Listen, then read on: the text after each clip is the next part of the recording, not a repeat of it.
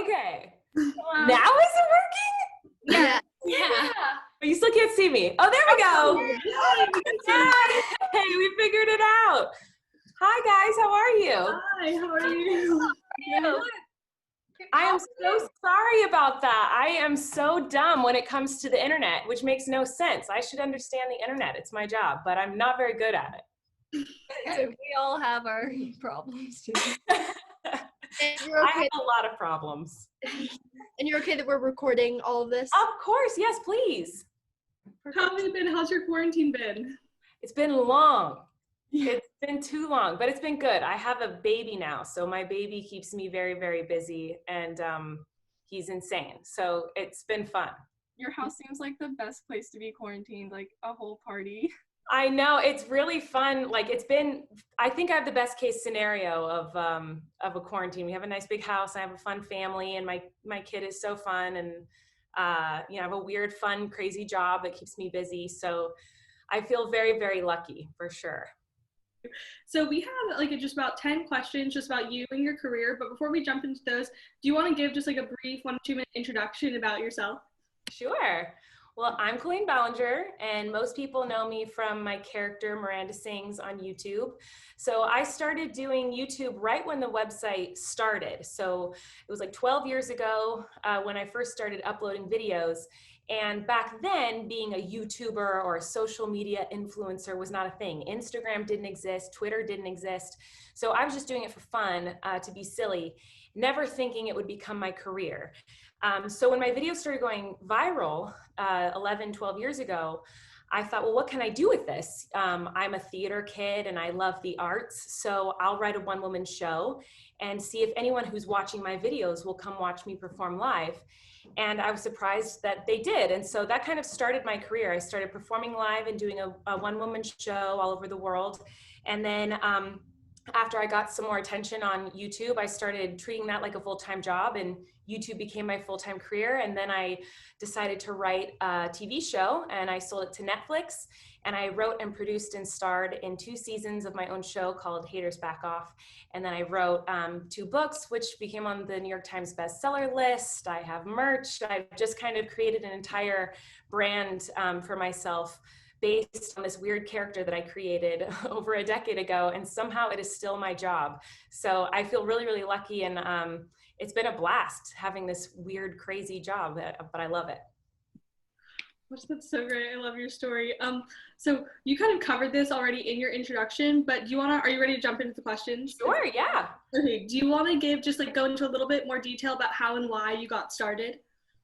Yeah, so like I said, I started off, it was just kind of a joke, and I was doing it because I loved it. I loved making silly videos and making my friends, laugh at whatever dumb thing I was doing that day. And so growing up, we weren't allowed to watch a lot of movies or TV, so we had to make our own. And because my parents did that, it kind of forced me and my siblings to be really creative, and we'd come up with movies and plays and things that we would film, and we'd put the credits in, and we'd, have everyone play a different part, and we created films even from a very, very young age. And so YouTube was a perfect job for me, even though it wasn't a job when it first started. I was just trying to have fun and doing what I loved. And so that, I think, was the perfect base for my career to come to life, because I was just doing it because I loved it. I wasn't doing it for money, for attention, for fame. I was doing it because I loved it. And I think that's the perfect recipe to become successful, is passion. And so I was just doing it because of that. And then once I realized I could start making money, I was shocked and decided to treat it like a full-time job. So even though I was only making like $100 every 6 months or something, like it wasn't a lot of money at the time, I still treated it like it was a full-time job. I'd wake up in the morning and get a coffee and start writing out my plans for the day, and really just worked my butt off for many, many years until it became my full-time job.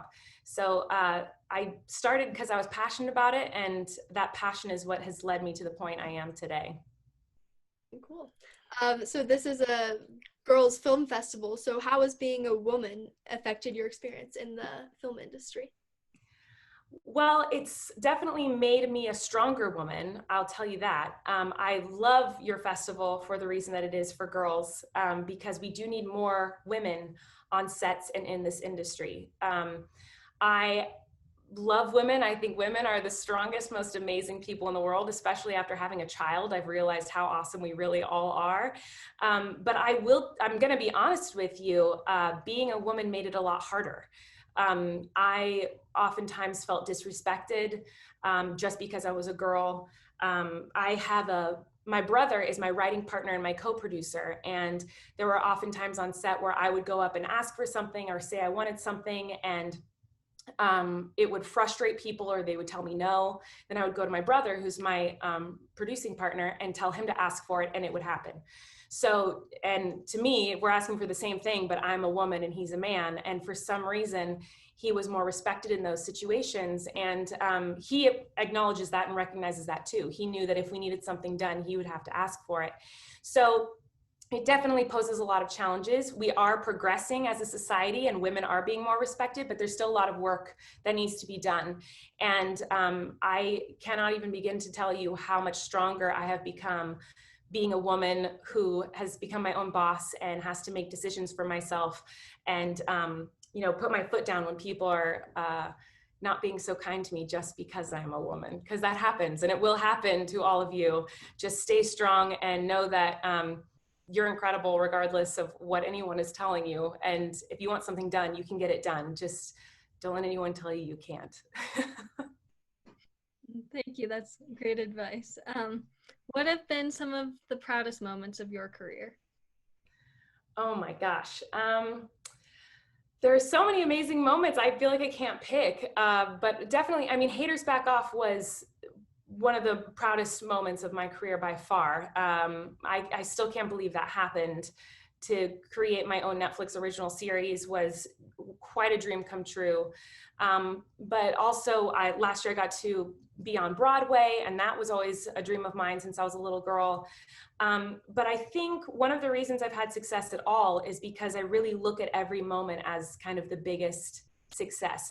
So when I was on set for the first time of Haters Back Off and saw all these crew members and actors and producers and all these people who were creating a show that I wrote, it was mind-blowing, but it was just as mind-blowing and incredible as the first time I ever performed as Miranda for 60 people. I had the same feeling. I felt, oh, I made it, And I think it's really important to appreciate every single goal you hit and not just strive for, well, I just want to make a movie one day, or I just want to be this famous actor someday.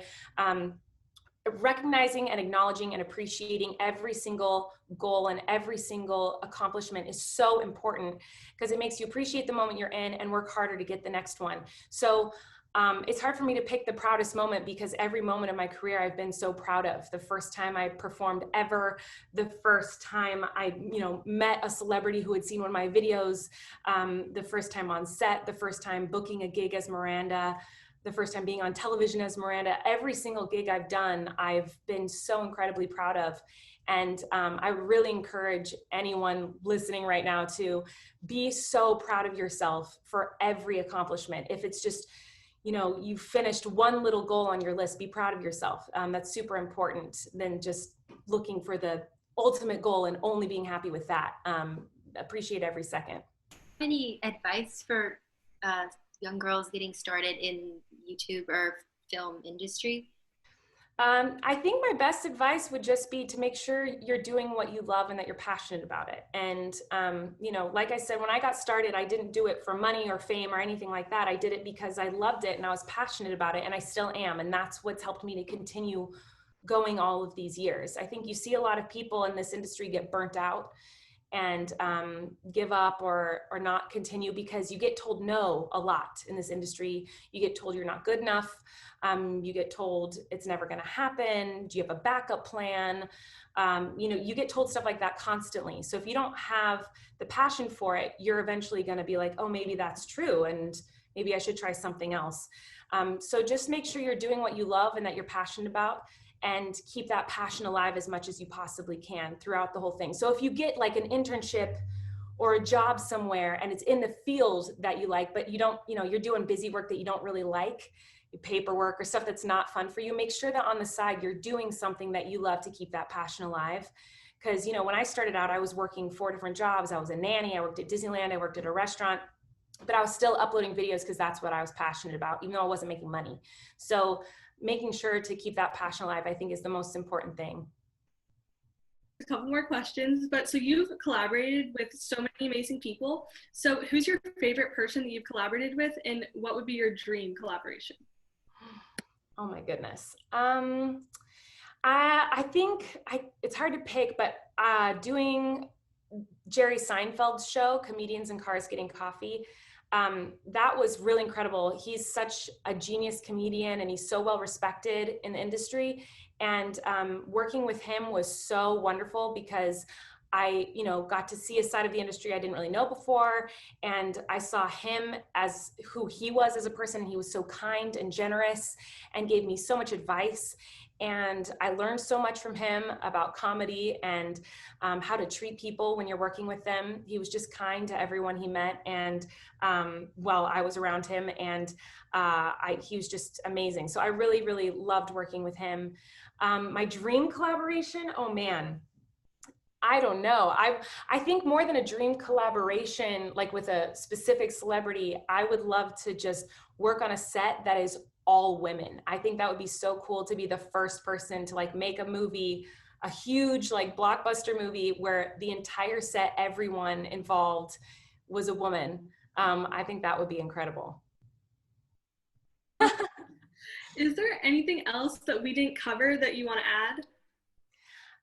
All I want to say is just, I love what you guys are doing and I'm so proud of you. And I just think this is such a cool festival. And I hope you guys never stop doing this and that you continue to make a change in this industry, because there is still such a big space that needs to be filled by women in this industry. And I cannot wait to see what the next generation does for us, because I know what it's like to be discriminated against just because I'm a woman in this industry, and I can't wait to see the talent come through with this next generation of incredible women. So I love what you guys are doing, and please never stop. Like, just do it, girl. I can't wait to see what you all do. I cannot wait. I will be the first person to support every single thing you do.